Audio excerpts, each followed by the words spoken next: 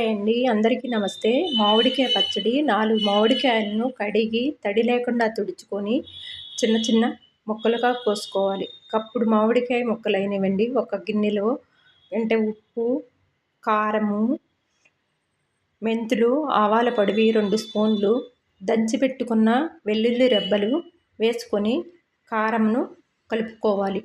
మరొక గిన్నెలో నూనె వేసుకొని మామిడికాయ ముక్కలను వేసుకొని నూనెలో ముంచి కారంలో వేసుకొని మామిడికాయ ముక్కలను కలుపుకోవాలి. కలిసిన తర్వాత నూనె పోసుకోవాలి.